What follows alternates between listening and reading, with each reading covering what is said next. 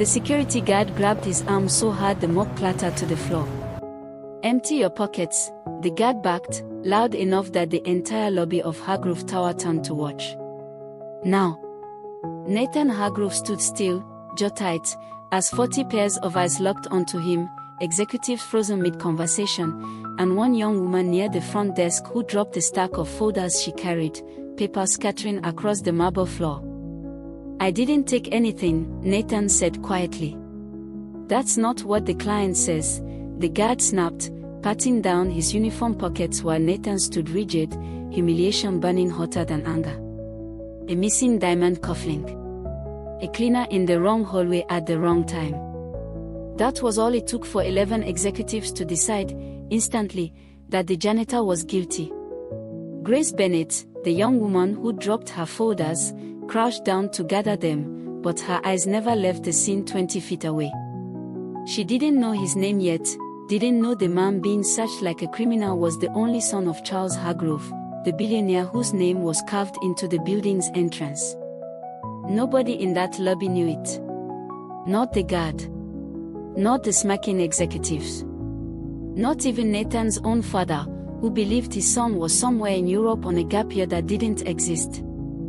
What happened next would expose a scandal buried inside Hargrove Enterprises for a decade, destroy the career of a woman who thought her cruelty was untouchable, and prove that the man mopping floors at midnight had more integrity than half the executives riding the elevator to the top. If you love stories where the powerful get humbled and the good guy finally wins, hit subscribe before we go any further, because this one gets worse before it gets so much better. Comment below and tell us where you're watching from tonight. Let's get into it. Grace Bennett had worked the front desk at Hargrove Enterprises for just over a year, ever since she dropped out of her final semester of college to help cover her younger brother's medical bills. It wasn't the plan she'd imagined, answering phones for executives who barely acknowledged her existence, but the paycheck kept her brother's treatment on schedule, and some months, that was the only thing that mattered. She noticed Nathan during her second week on the job, long after most of the office had cleared out. She'd stayed late untangling a scheduling mess caused by 3 departments double-booking the same conference room, and the building had gone quiet except for the low hum of a floor buffer down the hall. "You're going to strain your eyes staring at that screen in the dark," a voice said. She looked up to find a man in a gray uniform standing a few feet away, a rag draped over one shoulder, watching her with an expression that seemed almost amused. He looked to be around 27, with tired eyes that didn't match the rest of his posture, which was straighter than she'd expect from someone who spent his nights emptying trash cans. "Force of habit," Grace said, rubbing her eyes. 3 departments booked the same room for 3 different meetings tomorrow morning, and apparently I'm the only one capable of fixing it. "Sounds like a them problem, not a you problem," he said, and there was a dry humor in his voice that caught her off guard. "Tell that to my supervisor," she said, managing a tired laugh despite herself. "I'm Nathan," he said. "Grace. I'll leave you to your very important negotiations," he said, nodding toward his cat. "Try not to let them ruin your whole night." It was a small exchange, nothing more than 2 strangers being kind to each other for 30 seconds in an empty office, but it stayed with her the entire walk home. In a building full of people who looked through her like she was part of the furniture, a stranger who actually saw her felt like something rare. Their paths crossed more after that. She started staying later some nights, not entirely by accident, and he found reasons to clean near her desk before moving on. Their conversations grew easier, the kind of talk that comes naturally between 2 people who understand what it feels like to be overlooked. "What did you do before this?"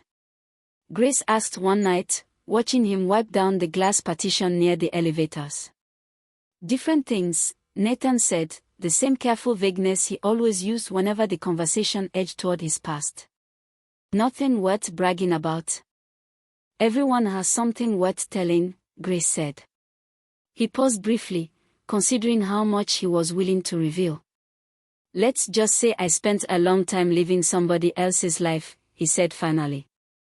"And right now I'm figuring out what my own actually looks like." She didn't push further. She recognized the sound of someone protecting a wound, because she carried her own scars from a father who'd walked out when she was 10 and a mother who'd worked herself to exhaustion trying to fill the gap he left behind. Watching Nathan guard his past so carefully felt strangely familiar, like meeting someone who understood the exact shape of her own defenses. What she had no way of knowing was that 6 months earlier, Nathan Hargrove had walked out of a $40 million penthouse overlooking Central Park, out of a family legacy spanning 3 generations, and out of a father who had spent Nathan's entire adult life grooming him to take over an empire built on ruthless acquisitions and quiet cruelty. The breaking point came when Charles handed Nathan a major proposal that would eliminate 600 jobs in exchange for a $14 million tax advantage, calling it Nathan's first real test as heir apparent. Nathan refused. His father told him, flatly, that he would never survive a single year outside the family name, that he was soft, sentimental, unfit to run anything of consequence. So Nathan left. No inheritance. No safety net. No explanation beyond a note telling his father he was taking time to think. He wanted to know, once and for all, whether he was capable of building anything with his own 2 hands, or whether he was exactly the useless heir his father believed him to be. With no verifiable work history under his own name, he took whatever jobs would have him, and eventually landed the overnight cleaning position at Hargrove Enterprises itself, a decision built on the strange logic that nobody looks twice at the man mopping the floors of his own family's empire. And in that strange, quiet corner of the world, Nathan Hargrove found himself falling for a receptionist who had absolutely no idea she was talking to the heir of the company she worked for.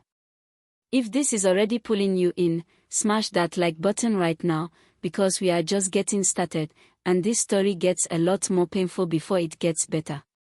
Subscribe if you haven't yet, because the next part changes everything. The trouble started with a woman named Priya Sothe, the director of client relations, 34 years old and desperate to make partner before her department's annual review. She'd clawed her way up through 9 years of relentless ambition, and she wasn't about to let anything slow her down, especially not a receptionist growing close to a member of the cleaning staff, an image she considered an embarrassment to the entire floor. "You do understand how this looks," Priya said, cornering Grace by the supply closet one afternoon. Talking to him. Laughing with him. People notice these things. "We talk for a few minutes while he's walking," Grace said, keeping her voice level despite the anger simmering underneath. "That's not some scandal. That's basic human decency." "Decency doesn't get you promoted," Priya said coolly. "Perception does. And right now, the perception is that you don't understand where you stand in this company." Grace wanted to fire back, wanted to ask exactly what was so threatening about a receptionist being kind to a cleaner, but she bit her tongue, because women like Priya had a way of making life miserable for anyone who challenged them. That should have been the end of it. It wasn't. 3 weeks later, a client's diamond cufflink went missing from the executive conference room following a late meeting, and Priya, conveniently, remembered seeing Nathan cleaning that hallway earlier that evening. She marched straight to security before anyone else noticed it was gone, insisting they detain him immediately, framing her suspicion as concern for the client's trust. That was the scene Grace had walked into, Nathan being searched in the middle of the lobby while Priya stood off to the side, watching with an expression that barely concealed her satisfaction. "We're just asking questions," said the head of security, though the accusation in his tone said otherwise. "The client noticed the cufflink was missing right after his meeting, and you were the only one with access afterward." "I clean that room every night," Nathan said evenly. "That doesn't mean I took anything." "Convenient timing though, isn't it?" Priya interjected, stepping closer. "Convenient isn't evidence," Nathan replied, his jaw tight. Grace pushed through the small crowd that had gathered, her heart hammering. "You're accusing a man of theft based on nothing but the fact that he was doing his job," she said, loud enough for the whole lobby to hear. "That's not an investigation. That's a witch hunt, and everyone here should be ashamed of themselves for standing around watching it happen." The lobby went dead silent. Priya's eyes narrowed into something sharp and furious. "This doesn't concern you," she snapped. "Return to your desk before you say something that costs you your job." "I go when someone with actual authority asks me to," Grace said, refusing to back down, fully aware that she was risking the only income keeping her brother's treatments funded. "Not before." The head of security finally intervened. "We'll pull the footage before making anything official," he said. "Until then, you're suspended pending investigation." Nathan nodded slowly, betraying nothing on his face, though Grace could see the effort it cost him to stay composed while accused of a crime in front of an entire lobby that had already decided he was guilty simply because of the uniform he wore. "If you're angry right now, that's exactly the point, because this gets worse before it gets better. Drop a comment if you've ever watched someone get blamed for something just because it was convenient, and let's keep going." The following 2 days crawled by. Nathan wasn't allowed back in the building, and Grace had no way to reach him, nothing but the ache of not knowing whether he was okay. Priya, meanwhile, strutted through the office like she'd already secured a victory. On the 3rd day, security reviewed the footage, and what it revealed shocked nearly everyone except Grace. The footage showed one of Priya's own junior associates, Dominic Ashworth, entering the empty conference room 40 minutes before Nathan's shift began, pocketing something small, and slipping out just as quickly. Confronted with the footage, Dominic confessed within the hour, admitting he'd taken the cufflink to cover a debt he'd been too embarrassed to disclose. He was terminated on the spot, and the accusation against Nathan collapsed into nothing. Except it wasn't nothing to Nathan.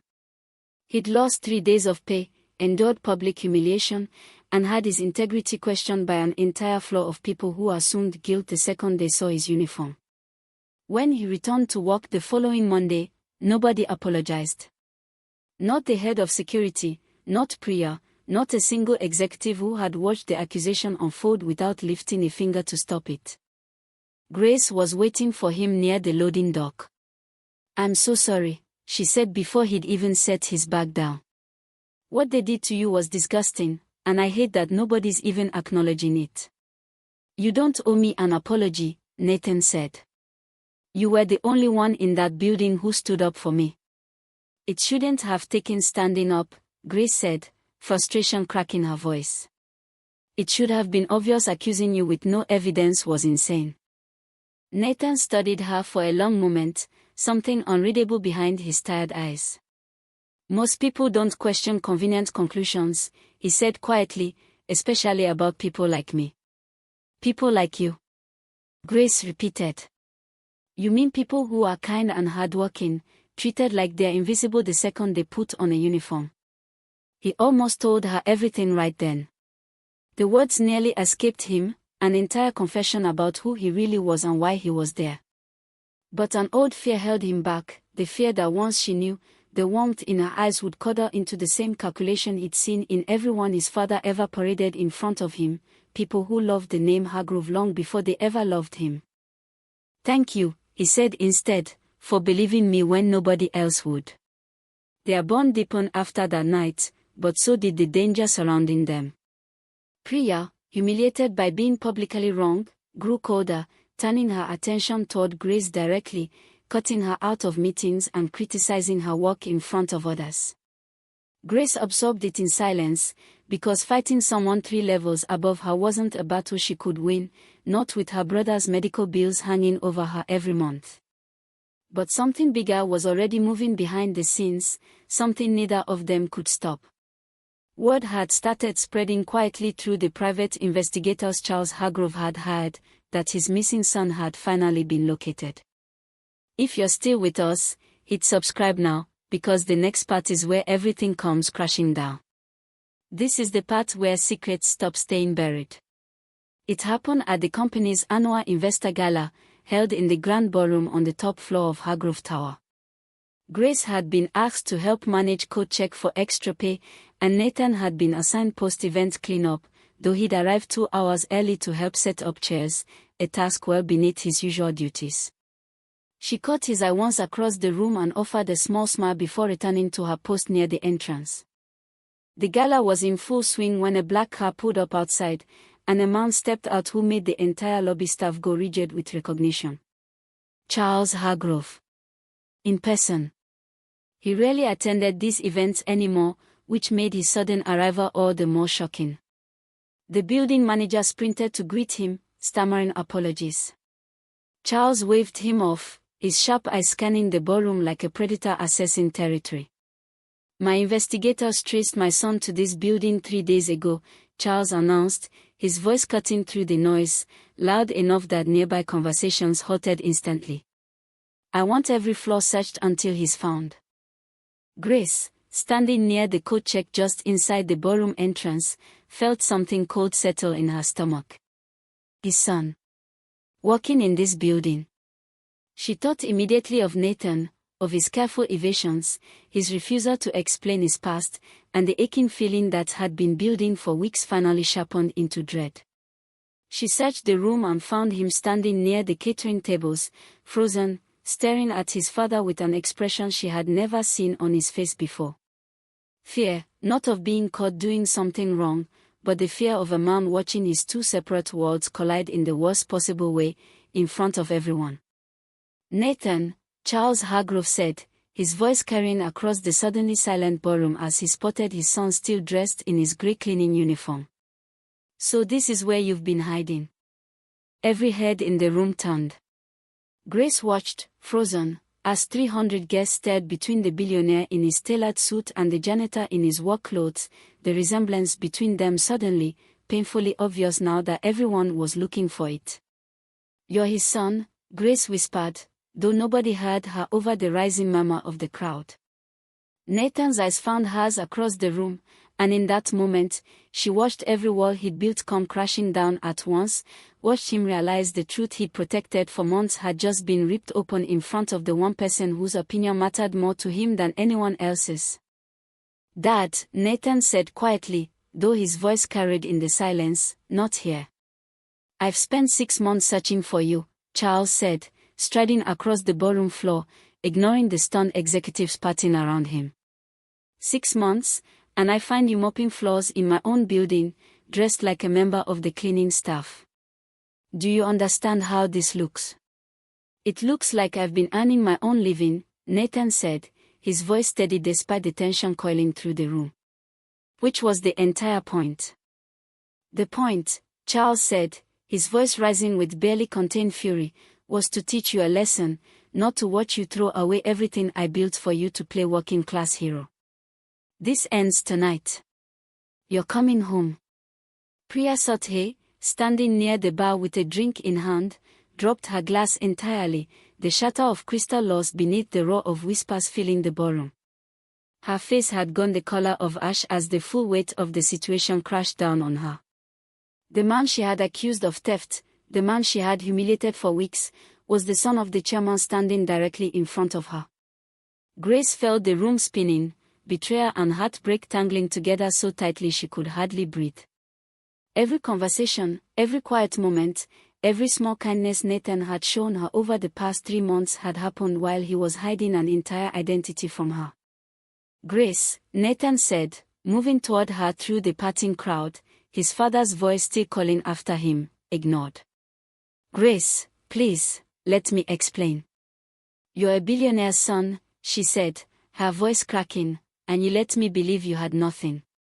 You let me feel sorry for you.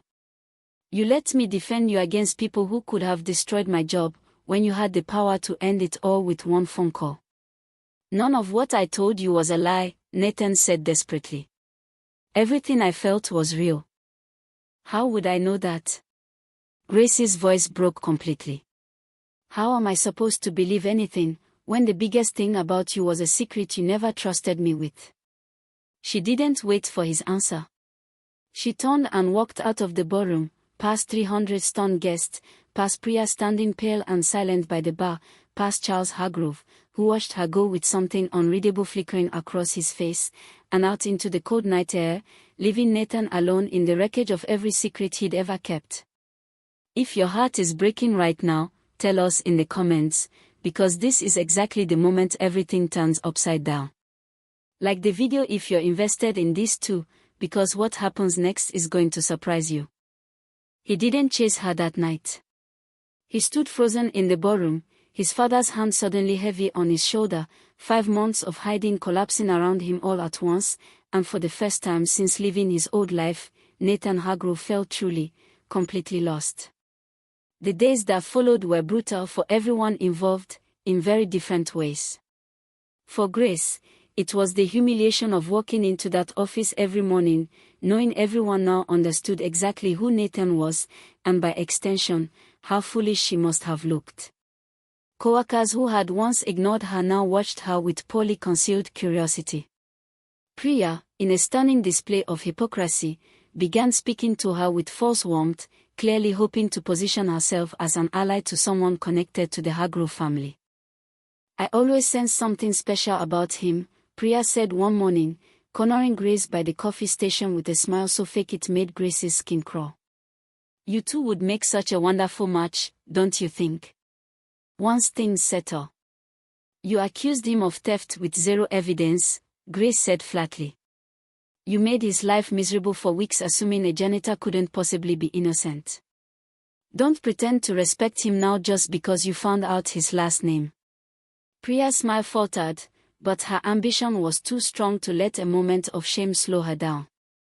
"People make mistakes under pressure," she said. "Surely everyone deserves a second chance."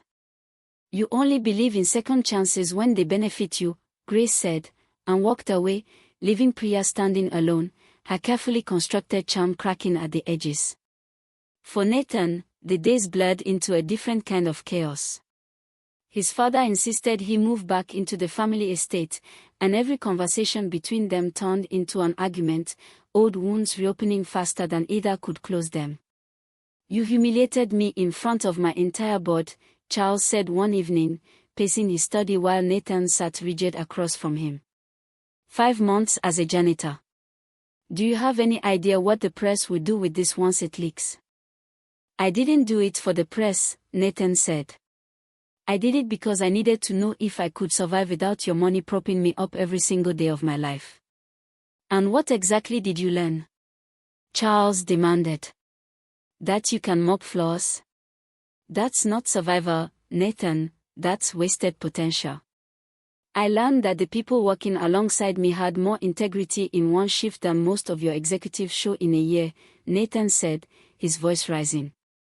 "I learned that Grace Bennett defended me against false accusations when it could have cost her the only job funding her brother's treatment. I learned what real character looks like, because for once, people had no idea I was worth anything to them." Charles fell silent, something shifting behind his eyes that Nathan couldn't name.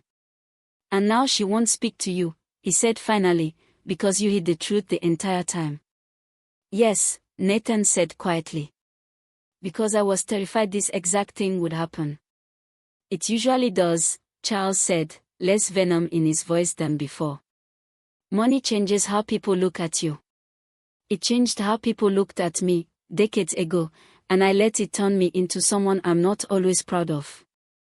It was the closest thing to vulnerability Nathan had heard from his father in years, and for one fragile moment, something like understanding passed between them. If this story is hitting you hard, don't scroll past without liking the video, because it genuinely helps this story reach more people. Subscribe if you're new here, because we post stories exactly like this every week. 2 weeks passed before Nathan worked up the courage to return, not as cleaning staff, but for the first time in his adult life, as himself. He walked through the front doors in a tailored suit that felt foreign against his skin, and the lobby staff, who had once looked past him like he was invisible, stared with open astonishment. He found Grace at her desk, exactly where she'd always been, and the sight of him dressed in an entirely different world's clothing made her chest tighten painfully. "I'm not here as an executive," Nathan said quickly. "I know I don't get to show up like this and expect anything from you. I just needed you to hear something, and then I'll leave if that's what you want." Grace crossed her arms, guarding herself against the ache she still felt every time she looked at him. "I'm listening," she said. "Everything I told you was true," Nathan said. "My name is the only thing I never mentioned, And I know that changes how you see every conversation we had. But I wasn't lying about who I am underneath it. I wasn't lying when I said talking to you was the best part of my nights, every night, for months. You let me defend you, Grace said, her voice trembling. Knowing full well your father could crush Priya's career with a single phone call if you'd wanted him to. You let me think I was protecting someone with nothing, when you could have ended that entire investigation the moment it started. I could have, Nathan admitted. And that's exactly why I didn't. If I'd used my name to save myself, I would have never known whether you meant what you said, or whether you were just being kind to someone you assumed couldn't do anything for you. That mattered more than you can understand. Grace felt tears building again, frustration and longing tangling together. Do you know what it felt like, she said, watching your father call you home, realizing the entire time we were building something, you were living a completely different life I knew nothing about? I know it felt like betrayal, Nathan said softly. But it was never meant to hurt you. I was terrified that if you knew the truth, everything would change. That you'd start seeing dollar signs instead of me. That the same thing that happened before would happen again. What happened before? Grace asked, despite herself. Nathan exhaled slowly. I was with someone for 2 years before I left, he said. Someone my father approved of, from the right family, the right circles. I found out 6 months before I left that she'd been feeding him information about my personal life in exchange for a position at his company. Even the person I trusted most saw me as a means to an end. When I met you, and you had no idea who I was, it felt like the first honest connection I'd had in years. I didn't want to lose that. I know now that protecting it the way I did ended up costing me something I never meant to lose. Grace was quiet for a long moment, the ache in her chest slowly reshaping into something more complicated than simple anger. I need time, she said finally. Not because I don't believe you, but because I need to figure out how to trust something that started with this much hidden underneath it. That's fair, Nathan said, nodding, disappointment flickering in his eyes despite his effort to hide it. Take whatever time you need. I'm not going anywhere. He turned to leave, and Grace watched him walk back through the lobby doors, into a world she had never imagined he belonged to, and felt the strange, aching pull of missing someone who had been standing right in front of her only moments before. If you think Grace made the right call, let us know in the comments, because we want to hear what you would have done. And remember to subscribe, because the ending is coming, and it's going to surprise you. The weeks that followed tested everyone involved in different ways. Priya Sathye, sensing an opportunity in the chaos, began quietly campaigning for a promotion, name-dropping her connection to the Hargrove situation in meetings. She cornered the building manager one afternoon, pitching herself for a newly vacant director position with the kind of confidence that only comes from believing you deserve something you haven't earned. I think I'd bring real value to that role, Priya said, straightening her blazer. Especially given my familiarity with the Hargrove family situation. I could serve as a valuable liaison, given everything that's happened. The manager studied her for a long moment, something cold entering his expression. Your familiarity with the Hargrove family, he said slowly, consists of falsely accusing the chairman's son of theft with zero evidence, humiliating him in front of the finance department, and attempting to befriend him the moment you discovered his net worth.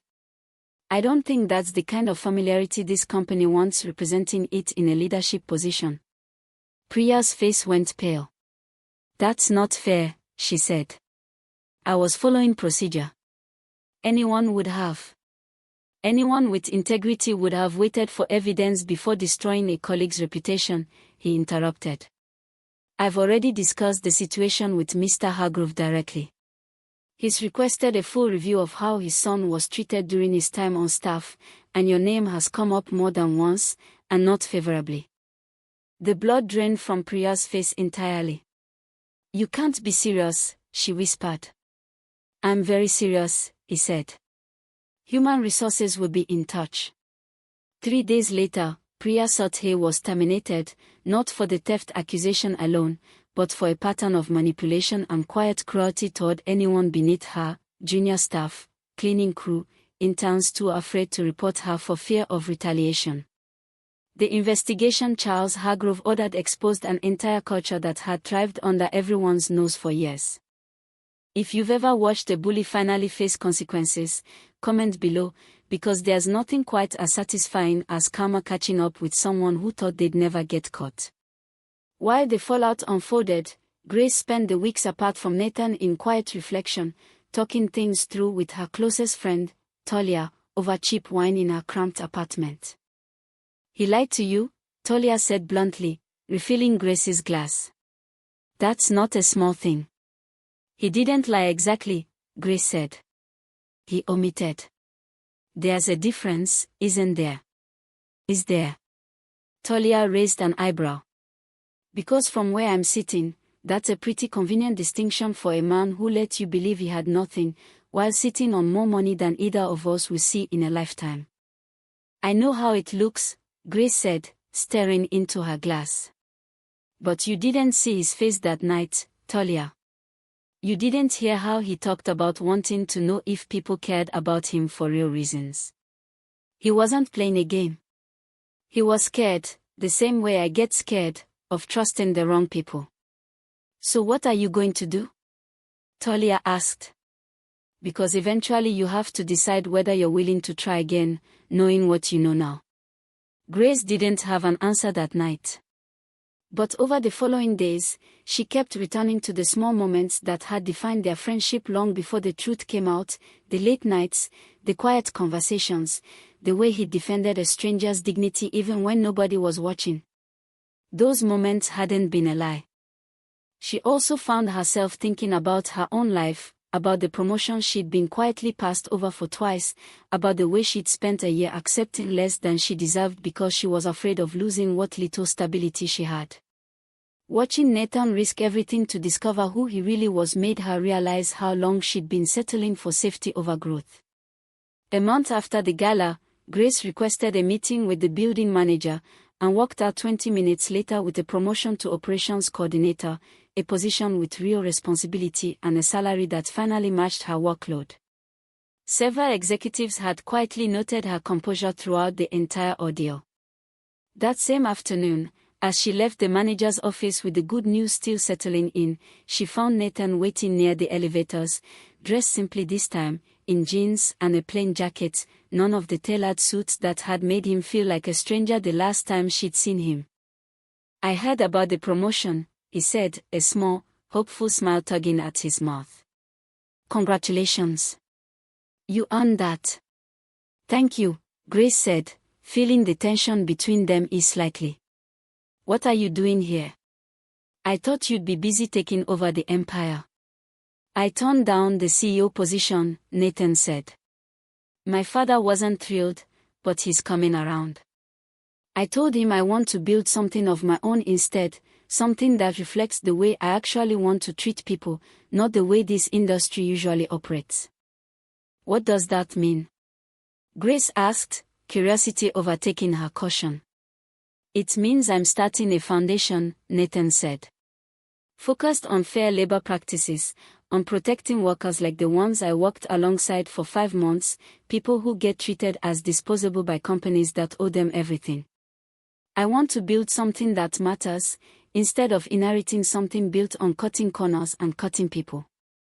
Grace studied him for a long moment, seeing something new in his eyes, a clarity and purpose that hadn't been there before, or maybe had always been there, quietly, beneath the surface. "That sounds like something worth doing," she said softly. "I was hoping," Nathan said carefully, "that you might consider being part of it. Not because of anything between us, though I hope, eventually, there might still be something between us. But because you understand exactly what it feels like to be underestimated, and I think that perspective is exactly what this foundation needs." Grace felt her chest tighten, not with old hurt this time, but with something warmer, something like possibility. "I'd need to think about the job offer seriously," she said, a small smile finally breaking through. "But maybe we could start with coffee. As friends." and see where things go. Nathan's smile spread slowly across his face, relief and hope mixing together. I'd like that, he said. A lot. If you're smiling right now, let us know in the comments, because after everything these two went through, they deserve every bit of happiness coming their way.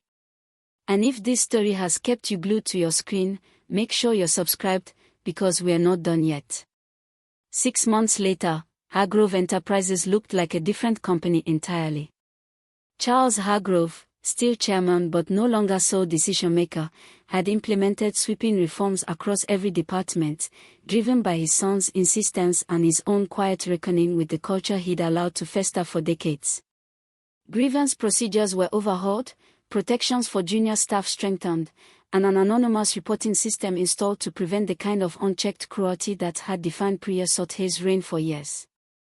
Priya herself had struggled to find work after her termination, her reputation preceding her at every interview once word spread through industry circles. The last anyone heard, she'd taken a position at a much smaller firm, several rungs down from where she'd once stood, forced to confront, for the first time, what it felt like to be underestimated and overlooked. Nathan's foundation, named simply The Groundwork, launched with an initial pledge of $35 million, funding legal aid for workers facing unfair termination, financial literacy programs, and scholarships for the children of hourly workers who rarely had access to the education Nathan had once taken for granted. Grace joined 3 weeks after accepting his offer, not as a favor to their relationship, but because her perspective mattered, and within months she'd become one of the organization's most effective advocates, speaking with an authenticity earned from having lived the struggles the foundation was built to address. Their relationship rebuilt itself slowly, built this time on complete honesty rather than careful omissions. Nathan told her everything, about his mother's death when he was 13, about the isolation of growing up wealthy and suspicious of everyone's motives, about the woman who'd betrayed his trust years before. Grace told him about her father's abandonment, about watching her mother work herself into exhaustion, about the quiet fear that anyone who got close enough would eventually leave, the way everyone important in her life always had. I'm not going anywhere, Nathan told her one evening, months later, sitting together on the fire escape outside her apartment, the same cramped building she still refused to leave, even though he'd offered more than once to help her find somewhere better. I know I made mistakes. I know hiding who I was hurt you in a way that took time to heal. But I've never been more certain of anything than wanting to build a life with you, exactly as we are, no titles, no secrets, nothing hidden. I used to think love like that only existed in stories, Grace admitted, resting her head against his shoulder as the city lights flickered below them. The kind where someone chooses you, over and over, even after seeing every messy, complicated part of who you are. Maybe it does only exist in stories, Nathan said, smiling softly. Maybe we're just lucky enough to be living inside one. A year after the night Grace first dropped her folders in the lobby, that same space hosted a different event, the launch of the Groundwork's first major initiative, a scholarship fund named, at Nathan's insistence, in honor of every employee treated as disposable by a company that owed them dignity. Grace stood at the podium, addressing a room of executives, journalists, and former colleagues, many of whom had once walked past her without a second glance. A year ago, she said, her voice steady, I worked in this building as a receptionist, invisible to almost everyone in this room. The man who actually saw me was wearing a janitor's uniform and emptying trash cans after hours. He taught me that the measure of a person has nothing to do with their title, their salary, or their last name. It has everything to do with how they treat people who can't do anything for them in return. She looked out into the crowd and found Nathan near the back, watching her with unguarded pride, and for the first time in her life, Grace Bennett understood what it felt like to be fully seen, fully valued, and fully loved, by someone who had chosen her before he ever had a reason to. This foundation exists, she continued, because kindness shouldn't be a luxury reserved for people who already have everything. It should be the standard we hold every single person to, regardless of what they wear to work in the morning. Thank you for being here tonight, and thank you for believing, the way I eventually learned to, that everyone deserves to be treated like they matter. The applause filled the same lobby where, 1 year earlier, a scattered stack of folders had marked the beginning of a story nobody could have predicted, a story about the danger of judging people by appearances, and the kind of love that survives even the deepest betrayal, when both people are willing to fight for something real. If this story moved you tonight, make sure to like this video and subscribe for more stories just like it, because kindness, real kindness, always finds its way back around, no matter how long it takes. Drop a comment telling us your favorite moment from Grace and Nathan's story, and we'll see you in the next one.